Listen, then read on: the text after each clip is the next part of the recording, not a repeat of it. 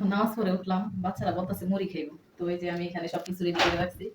এখানে আছে টমেটো কুচি, শসা কুচি, আর এই যে কাঁচামরিচ কুচি, ধনিয়া পাতা কুচি আর পেঁয়াজ কুচি নিচে। এখানে আমি সবকিছু একসাথে আগে মাখাবো।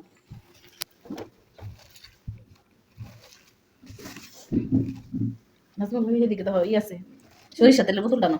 সরিষা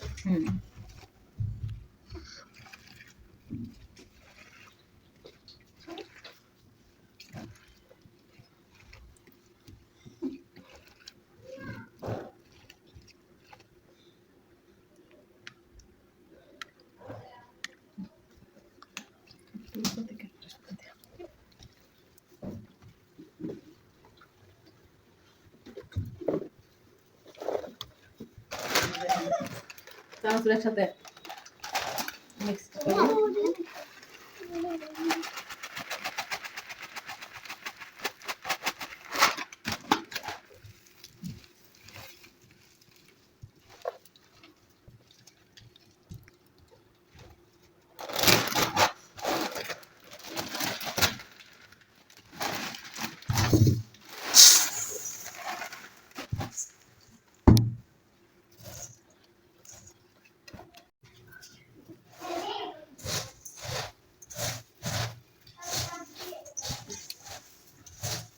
আজকে তো বৃষ্টির দিন, আজকে মুড়ি মাখা তারপর খিচুড়ি খাইলে অনেক ভালো লাগবে।